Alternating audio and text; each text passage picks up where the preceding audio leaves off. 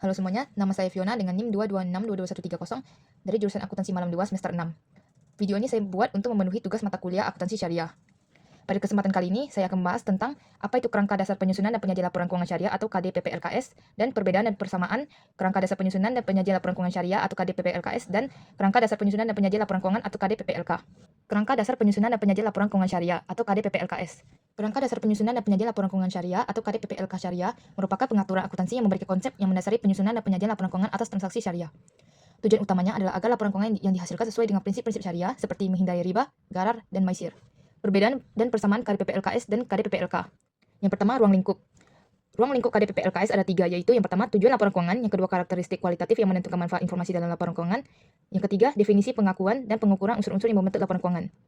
Sedangkan kalau ruang lingkup KDPPLK ada 4, yaitu yang pertama, tujuan pelaporan keuangan, yang kedua, karakteristik kualitatif informasi keuangan yang berguna, yang ketiga, definisi, pengakuan, dan pengukuran unsur-unsur yang membentuk laporan keuangan, dan yang keempat, konsep modal dan pemeliharaan modal. Selanjutnya, penggunaan dan kebutuhan informasi. Penggunaan dan kebutuhan informasi di KDPPLKS ada 11, yaitu yang pertama, investor, yang kedua, pemberi dana KAR, yang ketiga, pemilik dana syirka temporer, yang keempat, pemilik dana titipan, yang kelima, pembayar dan penerima zakat, infak, sedekah, dan wakaf. Contohnya, nasabah syariah dengan akad wadiah. Yang keenam, pengawas syariah, yang ketujuh, karyawan, yang kedelapan, pemasok dan mitra usaha lainnya, contohnya penjual baju seragam bank syariah. Yang kesembilan, pelanggan, yang kesepuluh, pemerintah, contohnya Dirjen Pajak atau Direktorat Jenderal Pajak. Yang ke-11, masyarakat. Sedangkan penggunaan kebutuhan informasi dalam KDPPLK itu ada 7, yaitu yang pertama, investor, yang kedua, karyawan, yang ketiga, pemberi pinjaman, yang keempat, pelanggan, yang kelima, pemerintah, yang keenam, masyarakat, dan yang ketujuh, pemasok dan kreditor usaha lainnya. 3. Paradigma transaksi. Di KDPPLKS dijelaskan tentang paradigma transaksi syariah yang berlandaskan pada paradigma dasar bahwa alam semesta diciptakan oleh Tuhan sebagai amanah atau kepercayaan ilahi dan sarana kebahagiaan hidup bagi seluruh umat manusia untuk mencapai kesejahteraan hakiki secara material dan spiritual atau al-falah yang merupakan basis dari syariah. Kalau di KDPPLK tidak ada yang namanya paradigma transaksi. Keempat, asas transaksi. Di KDPPLKS dijelaskan tentang asas transaksi syariah yang berasaskan pada prinsip yang pertama, persaudaraan atau ukhuwah. Transaksi syariah menjunjung tinggi nilai kebersamaan dalam memperoleh manfaat atau sharing economics, sehingga seseorang tidak boleh mendapat keuntungan di atas kerugian orang lain. Yang kedua, keadilan atau adalah. Menempatkan sesuatu hanya pada tempatnya dan memberikan sesuatu hanya pada yang berhak serta memperlakukan sesuatu sesuai posisinya.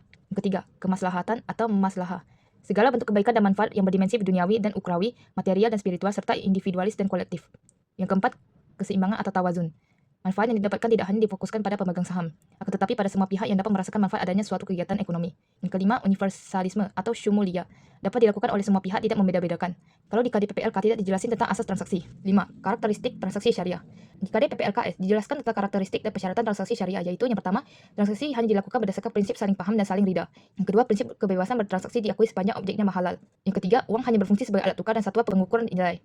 Yang keempat, tidak mengandung riba. Yang kelima, tidak zalim. Yang keenam, tidak maisir. Yang ketujuh, tidak garar. Yang kedelapan, tidak haram. Yang kesembilan, tidak menganut prinsip nilai waktu dari uang atau time value of money. Yang kesepuluh, transaksi dilakukan berdasarkan suatu perjanjian yang jelas. Yang kesebelas, tidak ada rekayasa permintaan maupun penawaran. Yang kedua belas, tidak ada suap menyuap. Sedangkan di KDPPLK tidak dijelasin tentang karakteristik dan persyaratan transaksi. 6. Tujuan laporan keuangan.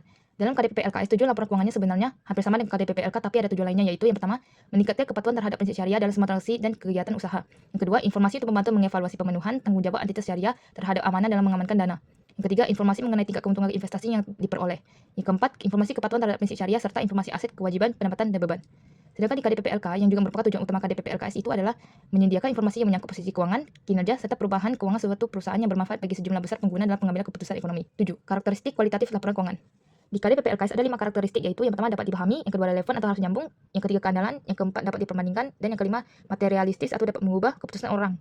Contohnya, kalau mobil perusahaan hilang dicatat dalam keuangan, kalau cuma pulpen yang hilang nggak akan dicatat. Sedangkan di KDPPLK ada 4 karakteristik, yaitu yang pertama, terbanding atau comparable, yang kedua, terverifikasi atau verifiable, yang ketiga, tepat waktu atau timely, yang keempat, terpaham atau understandable. 8. Unsur-unsur laporan keuangan.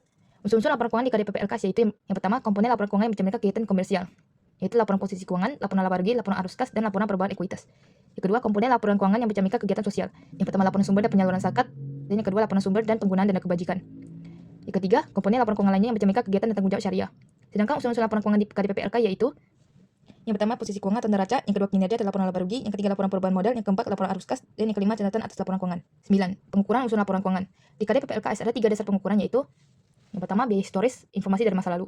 Yang kedua, biaya kini atau current cost, contohnya persediaan. Dan yang ketiga, nilai realisasi atau penyelesaian atau realizable atau settlement value.